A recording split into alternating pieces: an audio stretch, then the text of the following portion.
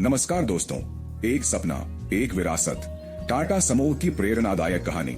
सालों पहले एक छोटे व्यापारी के मन में एक बड़ा सपना जन्मा। यह सपना था भारत को आत्मनिर्भर और औद्योगिक रूप से मजबूत बनाने का। यह व्यापारी कोई और नहीं बल्कि जमशेदजी टाटा थे, जिनका सपना केवल एक कंपनी खड़ी करना नहीं था, बल्कि भारत। आज टाटा समूह दुनिया के सबसे बड़े और सम्मानित औद्योगिक समूहों में से एक है। लेकिन इस ऊंचाई तक पहुंचने की यात्रा आसान नहीं थी। इसमें संघर्ष था, असफलताएं थीं और उन पर विजय पाने की हिम्मत भी थी। यह कहानी है टाटा समूह की, एक परिवार, एक विरासत और एक ऐसे मिशन की जिसने पूरे देश को बदल दिया। अध्याय एक सपना जन्म लेता है। बात उन दिनों की है जब भारत ब्रिटिश हुकूमत के अधीन था। भारतीय व्यापार और उद्योग अंग्रेजों के नियंत्रण में था और देश आर्थिक स्थिति कमजोर थे। इसी समय जमशेदजी टाटा नाम के युवा व्यापारी ने यह सोचा कि अगर भारत को आगे बढ़ना है तो उसे अपना खुद का इस्पात उद्योग विकसित करना होगा। एक बार जब वे इंग्लैंड गए तो वहां के एक अधिकारी ने तंज कसते हुए कहा, भारतीय लोग कभी इस्पात का उत्पादन नहीं कर सकते, यह उनके बस की बात नहीं। इस चुनौती ने जमशेदजी को और प्रेरित किया। उन्होंने ठान लिया कि वे भारत में इस्पात उत्पादन करेंगे। उन्होंने जगह जगह से विशेषज्ञों को बुलाया, नए नए प्रयोग किए और कई सालों की मेहनत के बाद भारत ने पहली इस्पात कंपनी की नींव रखी। लेकिन किस्मत को कुछ और ही मंजूर था।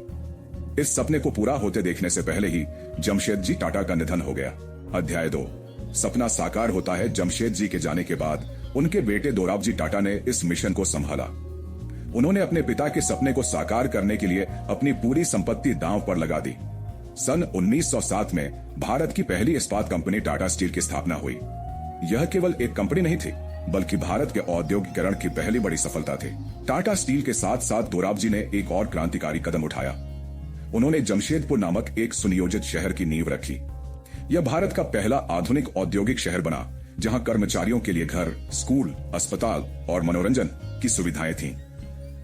यह वह दौर था जब भारत के लोग पहली बार महसूस कर रहे थे कि वे आत्मनिर्भर बन सकते हैं। अध्याय 3।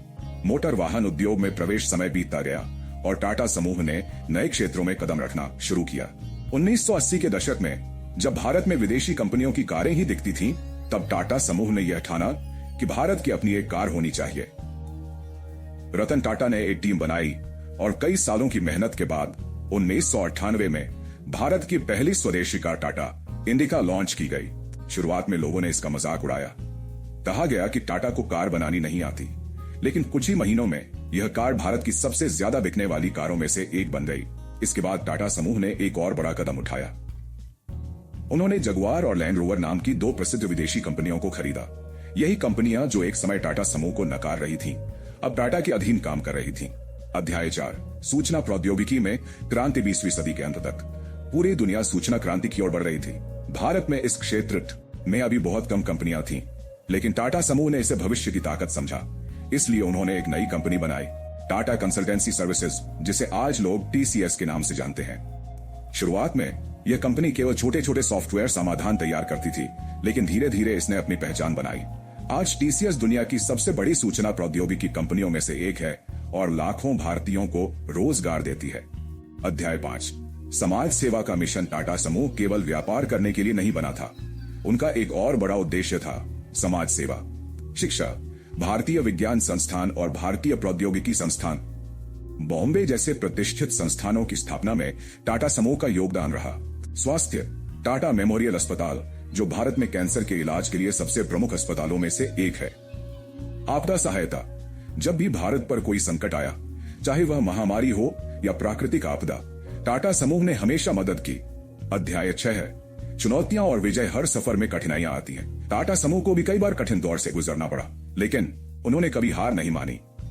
जब भारत आर्थिक मंदी से गुजर रहा था, तब भी टाटा समूह ने अपने कर्मचारियों की नौकरियां बचाने के लिए अपनी मुनाफे की परवाह नहीं की। जब विदेशी कंपनियां भारत के बाजार पर कब्जा करने की कोशिश कर रही थीं, तब टाटा समूह ने भारतीय उत्पादों को मजबूत किया। और यही वजह है कि आज टाटा समूह केवल एक कंपनी नहीं, बल्कि एक राष्ट्र निर्माण की धरोहर बन चुका है। निष्कर्ष, एक अनंत यात्रा। आज टाटा समूह दुनिया के कई देशों में कार्य कर रहा है। इसने इस्पात, कार, सूचना प्रौद्योगिकी, ऊर्जा, शिक्षा, स्वास्थ्य और समाज सेवा में अपनी पहचान बनाई है। लेकिन यह केवल एक कहानी का अंत नहीं, बल्कि एक नई शुरुआत है। रतन टाटा ने एक बार कहा था, अगर आप लोगों की भलाई के लिए काम कर रहे हैं तो सफलता आपके कदम चूमेगी। और यही टाटा समूह की सच्ची पहचान है। एक सपना जो कभी खत्म नहीं होगा, एक विरासत जो हमेशा जीवित रहेगी। रतन टाटा सिर्फ एक उद्योगपति नहीं, बल्कि एक सोच है जो हमें सिखाते हैं कि कारोबार का असली मकसद सिर्फ मुनाफा नहीं, बल्कि लोगों की भलाई और देश की प्रगति होना चाहिए।